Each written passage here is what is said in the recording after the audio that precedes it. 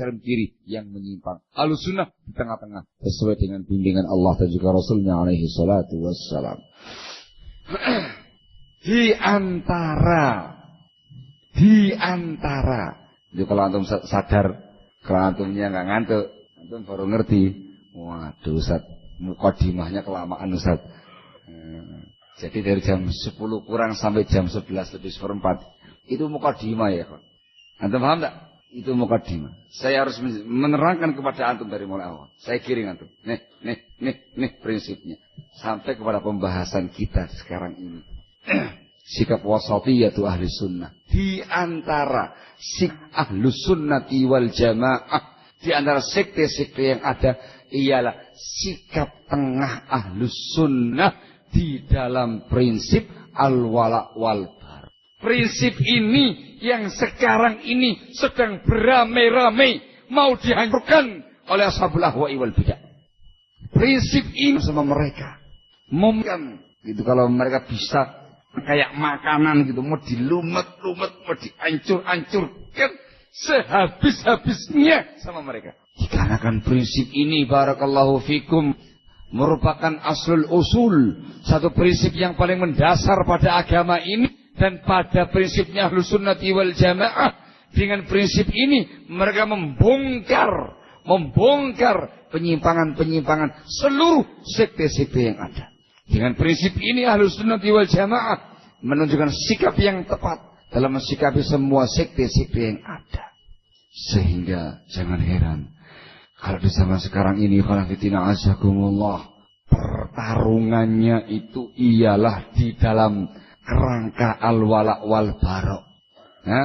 Kalau Anda sedang berada di dalam ring tinju melawan ashabul ahwa'i wal bidah, yang antum hadapi itu ialah berkaitan dengan prinsip al-wala wal bara.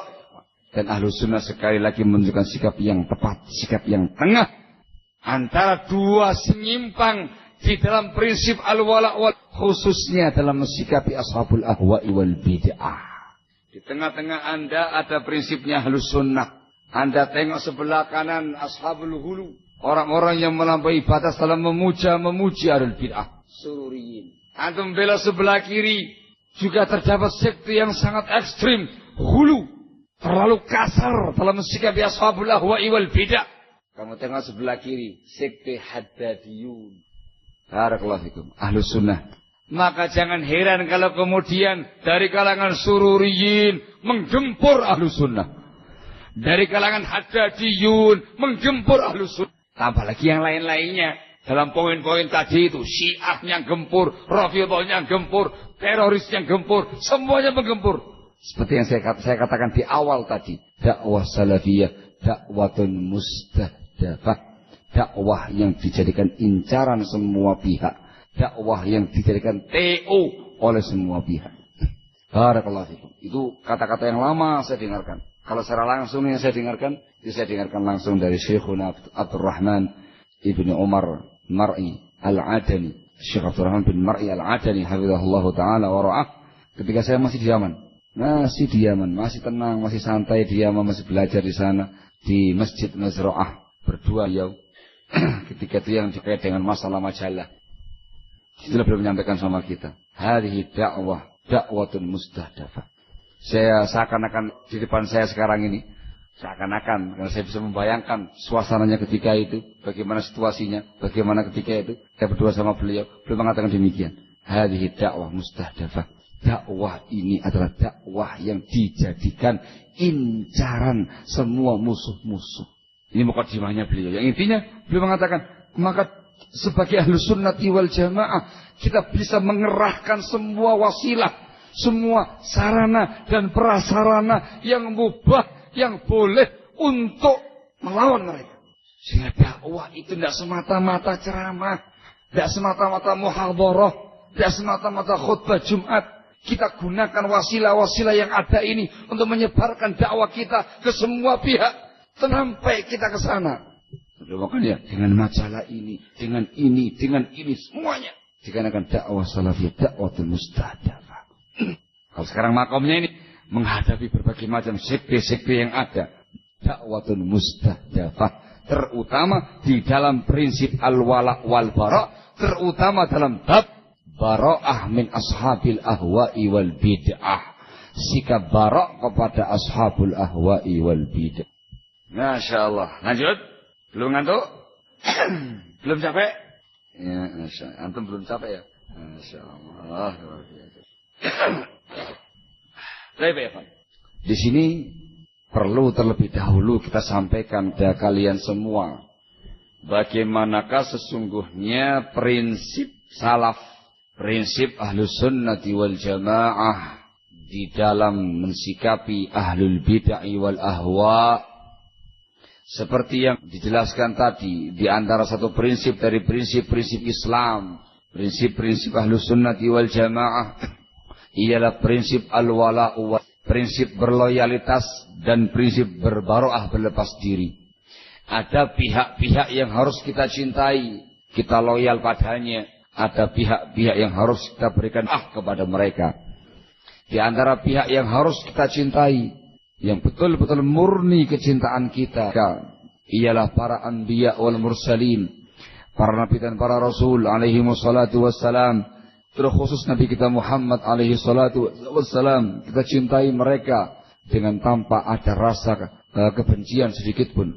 Dan yang kedua, radhiyallahu taala anhum ajma'in, terkhusus al-khulafa'ur rasyidun, terus Abu Bakar wa Umar radhiyallahu taala anhuma. Kita harus mencintai seluruh para sahabatul kiram dengan kecintaan yang murni. Tidak boleh ada kebencian sama sekali.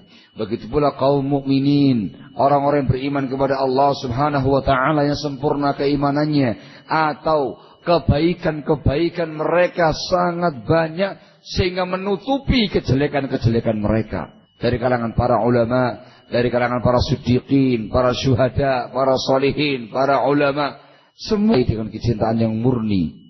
Barakallahu fikum. Ada pula pihak yang harus kita benci. Di antara pihak yang harus kita benci, yang harus kepada mereka dengan kebencian yang murni, tidak ada kecintaan sama sekali, ialah orang kafir dari semua jenisnya, semua sekte mereka. Orang Yahudi, orang Nasrani, orang Majusi, semua yang namanya orang kafir kita benci tanpa ada sikap.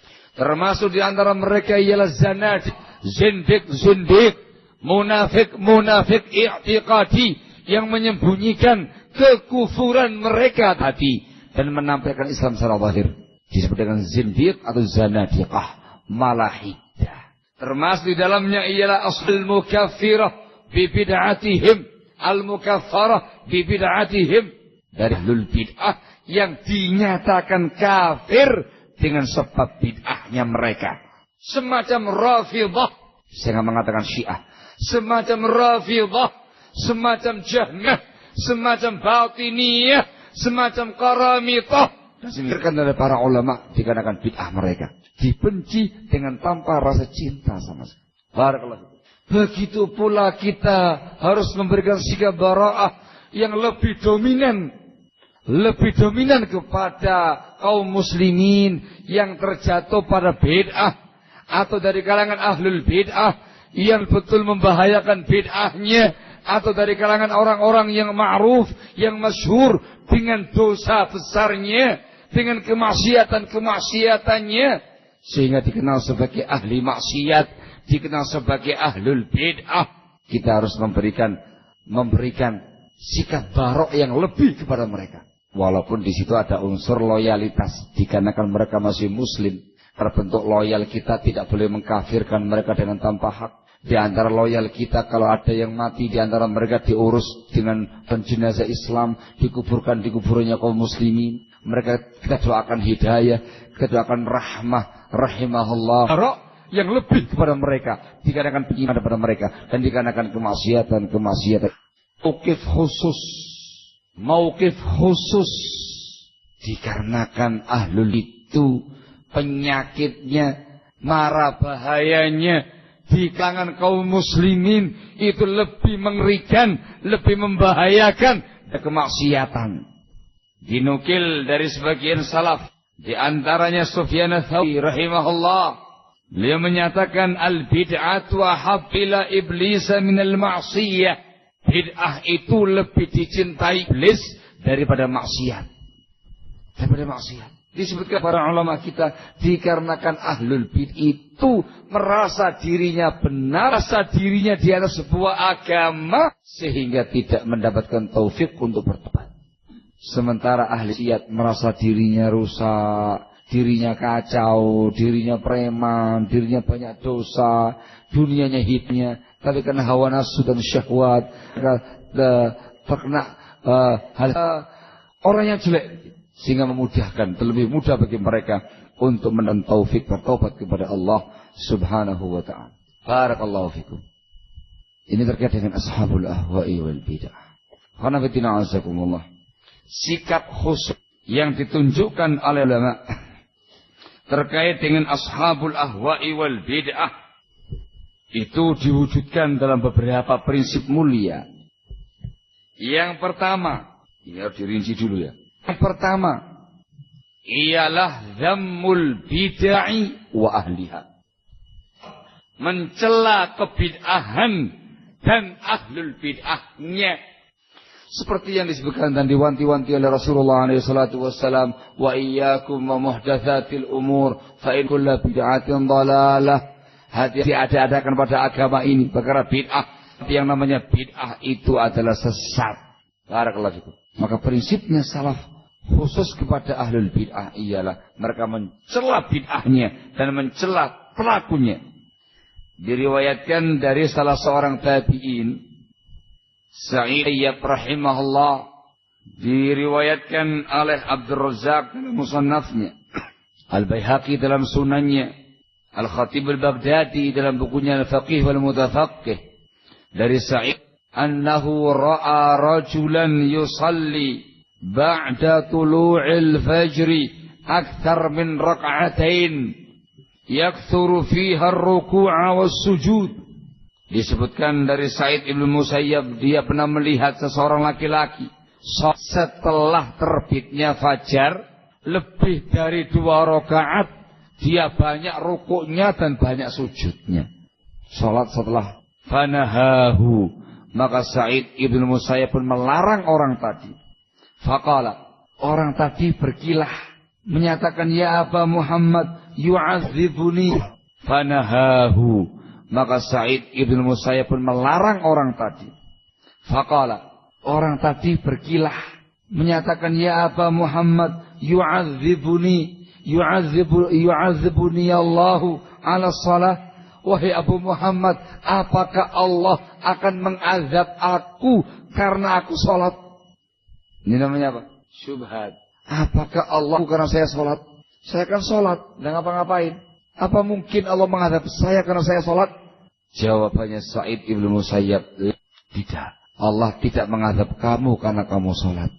Walakin yu'adzibuka khilafis sunnah. Tapi Allah kamu karena kamu menyelisihi sunnah Rasulullah SAW. Masya Allah. Jawaban yang mantap. Ini jawaban ashabul ahwa'i wal bid'ah yang menghembuskan syubhat mereka. Masa orang banyak berzikir kok dikatakan salah? Jawabannya, tidak salah orang yang banyak berzikir itu. Tapi salah orang yang berzikir tidak sesuai dengan sunnah. Ya gitu ya. Masa Allah mengazab saya karena berzikir? Tidak. Allah nggak bakal mengazab siapapun karena dia berzikir. Tapi Allah akan mengazab siapa saja yang berzikir menyelisihi sunnah. Ini ada dhammul bid'ah wa disebutkan oleh Asy-Syaikh Al-Albani, Asy-Syaikh Muhammad Nasiruddin Al-Albani rahimahullah, dalam kitab beliau Irwaul Ghalil di 2 halaman 236. Ketika beliau menukilkan athar Sa'id ibn Musayyab tadi, beliau mengatakan, hadza min bada'i'i ajwibati Sa'id ibn al-Musayyab rahimah. Ini merupakan keindahan jawaban Sa'id ibn Musayyab rahimahullah. Katanya Syekh Al-Albani, wa huwa silahun 'alal mubtadi'ah alladzina yastahsinuna katsiran minal bid'ah bismi annaha dzikrun wasab. Jawaban Sa'id bin Musayyab itu merupakan pedang pedang yang kuat, senjata yang kuat untuk membantah anggap baik kebanyakan bid'ah dengan nama itu sholat. Kemudian mereka mengingkari ahlus sunnah dikarenakan ahlus sunnah mengingkari bid'ahnya tadi dan menuduh ahlus sunnah bahwasanya ahlus sunnah itu ingkar zikir, ingkar sholat. Katanya Syekh Al-Albani, wahum fil haqiqati innama yunkiruna khilafahum lis sunnah fi wassalati wa nahwi dzalik. Padahal ahlus sunnah pada hakikatnya mengingkarkan mereka yang menyelisihi sunnah ketika berzikir dan ketika mengerjakan sholat. Pak, yang salah bukan sholat, tapi yang salah tata cara bapak dalam mengerjakan sholat itu bertentangan dengan sunnah Rasul alaihi salatu wassalam. Wah, jawabun qawi. Syahidnya di sini para ulama salah prinsip mencela bid'ah, mengingkari kebid'ahan dan mengingkari pelakunya. Masya Allah. Prinsip yang lainnya lagi yang ditunjukkan oleh Ahlus Sunnati wal Jamaah dalam mensikapi ashabul ahwa'i wal bid'ah ialah tahdzir min mujalasati ahlil bid'ah wal mukhalatatihim masyi ma'ahum. Mentahdzir, memperingatkan kaum muslimin jangan bermajlis dengan ahlul bid'ah, jangan pula berjalan bersama mereka. Allah Subhanahu wa ta'ala berfirman menjelaskan tentang orang-orang semacam ini. Disebutkan di dalam surat Al-An'am ayat yang ke-159, alladzina farraqu dinahum wa kanu syi'a lasta minhum fi syai'in. Sesungguhnya orang-orang yang memecah belah agama mereka dan mereka bersekte-sekte, engkau wahai Rasul bukan termasuk golongan mereka sedikit. Rasul diminta untuk barok kepada mereka. Barakallahu fikum. Dan ada lagi beberapa ayat yang lain yang secara khusus menjelaskan kepada kita ancaman dan larangan untuk bermajlis dengan ashabul ahwa'i wal bid'ah. Adapun dari atharnya salaf, Fudail ibnu Iyad rahimahullah, beliau mengatakan, barang siapa yang bermajlis dengan ahlul bid'ah, hati-hati dari dia. Wa man jalasa ma'a sahibil bid'ah lam yu'tal hikmah. Barang siapa yang bermajlis dengan ahlul bid'ah, maka tidak akan dianugerah oleh Allah. Beliau mengatakan, wa uhibbu ayyakuna baini wa baina sahibi bid'atin hisnun min hadid. Saya sangat berharap, saya sangat ingin antara aku dan ahli bid'ah ya benteng dari besi. Tidak mau majlis sama mereka, tidak mau ketemu sama mereka, tidak mau bergabung dengan mereka, tidak mau berinteraksi dengan mereka, tidak mau bergaul dengan mereka. Ingin supaya ada benteng dari bid'ah. Sikap barok luar biasa dari Fudail ibnu Iyad. Diriwayatkan dari Al-Imam Ahmad ibnu Hanbal rahimahullah, beliau menyatakan ahlul bid'ah la yanbaghi li ahadin ayyujalisahum wa la yukhalitahum sabihim. Ahlul bid'ah hanya bagi siapapun bermajlis dengan mereka atau bergaul dengan mereka atau merasa nyaman dengan mereka. Tidak boleh. Imam Ahmad, Al-Imam Ahmad ibnu Hanbal rahimahullah pernah mengirim surat kepada Musaddad ibnu Musarhad Abul Hasan, di antara isinya, wala tusyawir sahiba bid'atin fi dinik wala tursafarik. Kamu jangan mengajak ahlu bid'ah musyawarah dalam urusan agamamu, dan jangan pula engkau mengajak dia bersama-sama untuk safar. Jangan menemani dia. Itu Imam Ibn Hanbal rahimahullah, imam besar pada masanya, melarang kaum muslimin untuk berbuat demikian. Alasannya barakallahu fikum dikarenakan ahlul bid'ah itu makarnya tersembunyi, makarnya sehari. Rahimahullah menyatakan, mathalu ashabil bid'ah mathalul aqarib. Perumpamaan ahli bid'ah itu seperti kalajengking yadfinuna ru'usahum wa abdanahum fit turab, khrijuna adnabahum. Mereka menyembunyikan di pasir, tapi mengeluarkan buntutnya, ekornya yang punya sengat itu. La tamakkanu ladihu, kesempatan langsung menyengat. Wadul bid'ah. Demikian pula yang namanya al bid'ah. Hum mukhtafuna bainan nas. Mereka bersembunyi di tengah-tengah masyarakatnya. Fa idza tamakkan balaghu ma yuridun. Tapi kalau mereka punya kemampuan, punya kekuatan, mereka menyampaikan apa yang mereka inginkan, makar dan segala macamnya. Wallahul musta'an wala haula wala quwwata. Di antara prinsipnya ialah tidak mendengarkan ucapan mereka, tidak boleh mendengarkan radio-radio mereka, tidak boleh mendengarkan muhadharah-muhadharah mereka, tidak boleh. Diriwayat seorang dari kalangan ahlul ahwa, as'aluka an kalimah, wahai Abu Bakar, aku kepingin bertanya kepada kamu satu kalimat saja. Maka maka Ayub As-Sikhtiyani sambil menunjuk kepada jinnya, wala nisfu kalimah. Saya tidak mau, walaupun separuh kata. Sikap yang sangat tegas dari beliau. Mau mendengarkan ucapan ahlul bid'ah sedikit pun. Tidak boleh mendengarkan kajian mereka, tidak boleh mendengarkan daurah-daurah mereka, muhadharah mereka, siaran mereka, radio-radio mereka dan segala macamnya. Mentahdir langsung tokoh-tokoh bid'ah, nama-namanya, apabila maslahat menghendaki dan aman dari fitnah. Barakallahu fikum. Diriwayatkan oleh Abu Nu'aim rahimahullah, dakhala Thawri yawm al-jumu'ah fa Salih ibn Hayy yusalli faqala na'udzu billah min khushu'in nifaq wa akhadha na'alayhi fatahawwal. Pada suatu hari Jumat, Al-Imam Sufyan Ats-Tsauri rahimahullah masuk ke masjid. Tiba-tiba beliau mendapati ada seseorang yang bernama Al-Hasan bin Salih bin Hayy. Dia memiliki pemahaman Syiah. Yusalli, lagi sholat Pak, punya pemahaman Syiah ini. Faqala, maka Ats-Tsauri mengatakan, na'udzubillah min khusyu'in nifaq, kekhusyuan munafik ini, kekhusyuan karena kemunafikan ini. Lalu beliau mengambil sandalnya dan pindah ke tempat yang lain. Masya Allah. Ada Tsauri rahimahullah. Barakallahu fikum. Nama ikhwan. Juga di Khawarij. Juga punya pemahaman Khawarij. Nama ikhwan. Juga diriwayatkan dari Abu Saleh Al-Farra. Zakartu li Yusuf ibni Asbat an waqi'i an min amril fitan.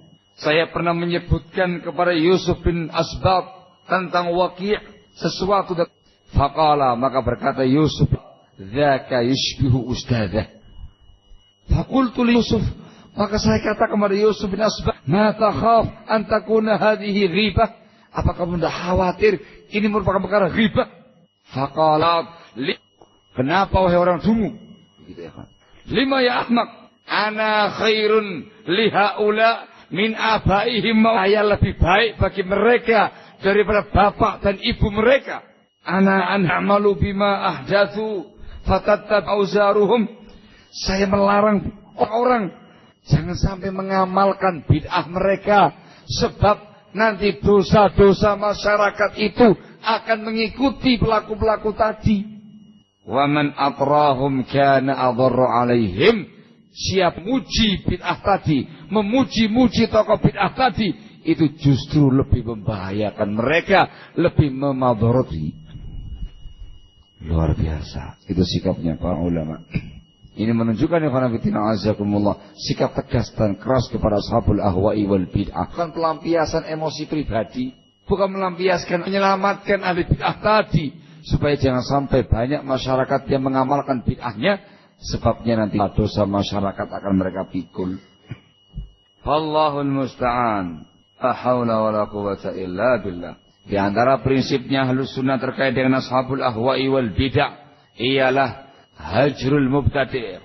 Ahlul bid'ah dengan berbagai macam bentuk pemboikotan, baik itu tidak bicara, tidak dikasih salam, salah dijawab, Enggak dijenguk ketika sakit, enggak diantar ketika dia mati, jauh sejauh-jauhnya dari dia. Barakallahu fikum. Ini merupakan prinsip sunnati wal jamaah. Diriwayat hal itu dari Abdullah ibnu Umar As-Sarkhasi rahimahullah. Dia mengisahkan, akaltu inda sahibi bid'atin aklatan. Suatu kali, makan sekali saja di sisi pelaku bid'ah, sahibu bid'ah. Fabalagha dzalika ibnan, ternyata berita saya lagi makan bersama dengan ahlu bid'ah itu sampai kepada Abdullah bin Mubarak. Faqala, kata Abdullah bin Mubarak, la kallamtuhu 30 yauma. Aku tidak akan mengajak bicara dia 30 hari. Langsung dibuat. Ini kalau zamannya Abdullah bin Mubarak, Masya Allah ini. Terlalu banyak pihak-pihak yang layak dikatakan seperti ini. Makan siang bareng, ketemu bareng, dan segala macamnya dengan hizbiyin. Wallahu ada Ibnu Mubarak akan dikatakan la kallamtuhu 30 yauma. Aku tidak ngajak bicara dia 30 hari. Itu bentuk pemboikotan. Tidak mau diajak bicara, Pak. Masya Allah. Tabarakallah. Nama ikhwan. Haji Muqtadi. Itu prinsip yang sangat mulia. Dan masih banyak lagi. Prinsip Ahlussunnah terkait dengan ashabul ahwa'i wal bid'ah. Entah syubhat mereka, membantah bid'ah-bid'ah mereka, menghinakan mereka, bahkan menghukum mereka dengan hukuman-hukuman sebagaimana Umar bin Khattab radhiyallahu anhu menghukum Sabir Al-Ijli Al-Muradi, dipukul kepalanya sampai berdarah, menyanjung-nyanjung ahlul bid'ah, tidak boleh memuji-muji ahlul bid'ah. Itu semuanya merupakan prinsip mulia yang ditunjukkan salafun saleh dalam rangka sikap bara'ah, sikap berlepas diri kepada ashabul ahwa'i wal bid'ah. Ini syar'i, ini manhaj, prinsip akidah ahlus sunnah, merupakan al-wala' wal bara'. Barakallahu fikum. Na'am ya ikhwan. Dan ini dibukukan oleh para ulama unas semacam ini. Syekh Khalid Al-Dhafiri punya kitab khusus terkait dengan masalah ini. Punya ijma'ul ulama fit tahdhiri min ahli wa. Kesepakatan para ulama untuk mentahdzir ahlul bid'ah dan ahlul ahwa. Disebutkan di situ contoh-contoh yang sangat banyak. Penukilan dari salafun saleh tentang kesepakatan mereka mentahdzir bid'ah. Bahkan disebutkan di sana pasal khusus oleh beliau, ahdzir, membantah ahlul bid'ah, membongkar penyimpangan ahlul bid'ah. Itulah merupakan sebuah keutamaan khusus yang hanya dimiliki oleh orang-orang Barakallahu fikum. Ini secara global, barakallahu fik, dan buku-bukunya para ulama yang membicarakan tentang masalah sikap Ahlus Sunnah kepada ashabul ahwa'i wal bid'ah. Fallahul musta'an. Wa dhallat fi hadhihi ta'ifatani. Dan sesat menyimpang dalam prinsip ini dua kelompok. Dan dua sekte ini barakallahu fikum, fitnah mereka paling dahsyat terhadap dibandingkan dengan fitnah-fitnah yang lain. Ta'ifatani.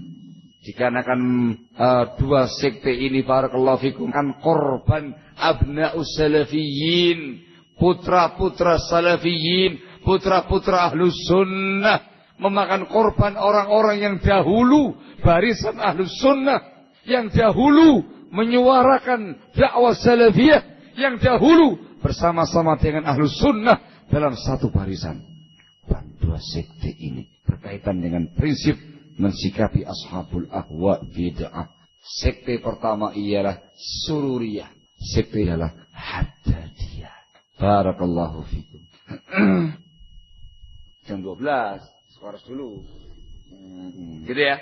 Skors dulu, jangan teruskan ya ikhwan. Biar suara saya jenis sedikit. Nah, kalau bahas masalah Sururiyah sama Haddadiyahnya lebih lantang. Barakallahu fikum. Untuk pertanyaan, dan insyaallah sekalian, kita jumpa lagi kapan? Kita benda langsung pada zuhur maraton atau istirahat dulu? Alhamdulillah, jazakallah khair. Selamatkan saya. Barakallah.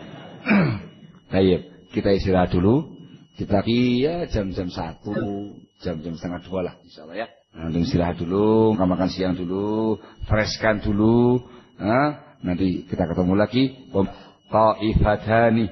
Ta'ifatani, dua sekte yang sesat dalam perkara yang seperti ini. Barakallahu fikum. Untuk sementara cukup. Naktafi lahuna subhanaka wa bihamdi. Wa la ilaha illa anta.